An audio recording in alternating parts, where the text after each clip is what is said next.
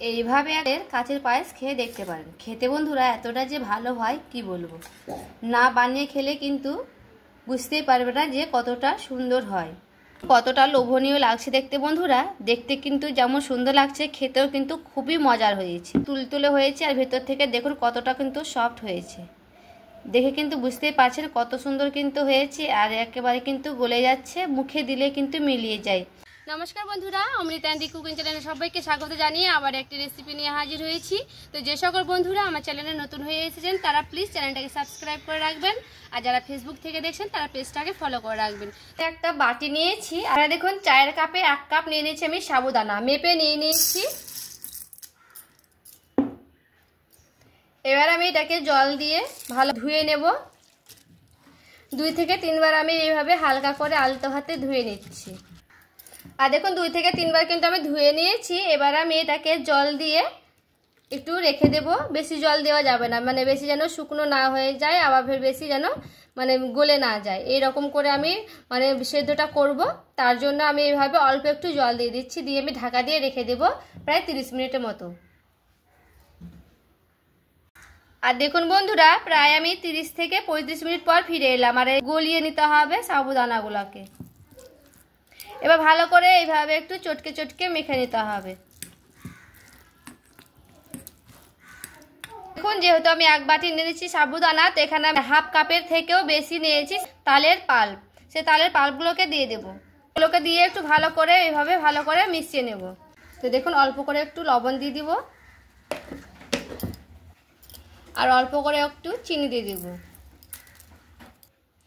এই চিনি আর লবণটাকে দিয়ে একটু ভালো করে মিশিয়ে নিব। এইভাবে আমি 5 মিনিট রেখে দেব চিনিটা গলা পর্যন্ত। অল্প করে হাতে আমি তেল লাগিয়ে নিয়েছি, সাদা তেল দিয়ে এখানে একটা চামচ নিয়েছি, সে চামচ মাপে এইভাবে আমি করে নেব। এটা কিন্তু এক সাইজের মাপে করলে খুব ভালো হবে, তার জন্য কিন্তু আমি মাপে মাপে করে নিচ্ছি। এইভাবে একটু এইভাবে ঘুরিয়ে ঘুরিয়ে গোল করে নেব। তো এইভাবে আমি সবগুলোকেই করে নেব।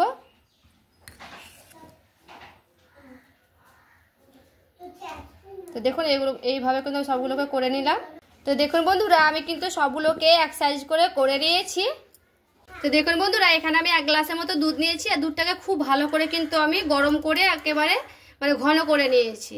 আমি মাপ মতো নিয়ে নিচ্ছি চিনিটা কিন্তু নিজেদের মতো পছন্দ মতো করে দিয়ে দিতে হবে। মিষ্টি যে যেমন মিষ্টি খাবে সেই রকম ভাবে। এখানে আমি 2 চামচের মতো গুঁড়ো দুধ দিয়ে দিব। ভালো করে একটু নাড়াচাড়া করে নেব। আর এই বাটি থেকে অল্প একটু করে আমি দুধ উঠিয়ে নেব, বেশি উঠাবো না, 2 চামচের মতো। আর দেখুন দুধটা কিন্তু খুব সুন্দর ফুটতে লেগেছে। এইগুলোকে আমি এইভাবে একে একে দিয়ে দিব।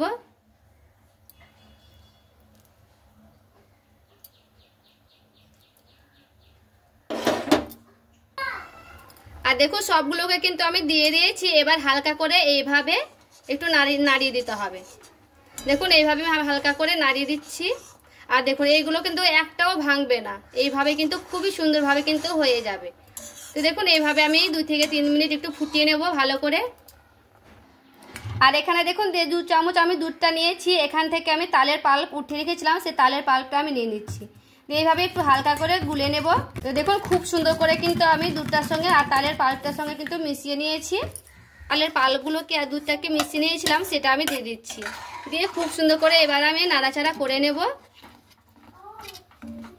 আর দেখুন বন্ধুরা কতটা সুন্দর কিন্তু কালার চলে এসেছে। এইগুলো কিন্তু ভালোভাবে আমার সেদ্ধ হয়ে গেছে। এটা আমি নামিয়ে নেব। এবার দেখুন বন্ধুরা, আমি কিন্তু নামিয়ে নিলাম। ঠান্ডা করে নিলে খুবই সুন্দর কিন্তু হবে। আর দেখুন কতটা সুন্দর লাগছে কাচের পায়েসগুলো। তালের কাচের পায়েস এইভাবে একবার বানিয়ে দেখতে পারেন। এতটা যে লোভনীয় হয় আর খেতে সুন্দর হয় বন্ধুরা, না দেখলে কিন্তু বুঝতেই পারবেন না। বানিয়ে একবার খেয়ে দেখুন, খেতে কিন্তু দারুণ হয়। ছোট থেকে বড় সবাই কিন্তু খুব মজা করে খাবে। আরও কিন্তু খুব সহজভাবে কিন্তু বানানো হয়ে যাবে।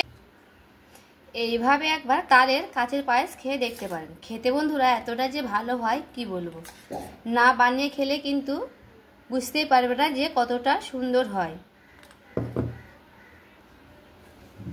আর দেখুন কতটা লোভনীয় লাগছে দেখতে বন্ধুরা। দেখতে কিন্তু যেমন সুন্দর লাগছে, খেতেও কিন্তু খুবই মজার হয়েছে। আর দেখুন এরকম কিন্তু তুলতুলে হয়েছে আর ভেতর থেকে দেখুন কতটা কিন্তু সফট হয়েছে। দেখে কিন্তু বুঝতেই পারছেন কত সুন্দর কিন্তু হয়েছে, আর একেবারে কিন্তু গলে যাচ্ছে, মুখে দিলে কিন্তু মিলিয়ে যায়। তো দেখুন বন্ধুরা, এখানে কিন্তু আমি ফুড কালার দিইনি, এটা কিন্তু অরিজিনাল কালার হয়েছে, আর এখানে আমি ফুড কালার মিশিয়েছি। তো আপনাদের কোনটা ভালো লেগেছে অবশ্যই কিন্তু আমাকে কমেন্টে জানাতে ভুলবেন না, ফুড কালার না এমনি।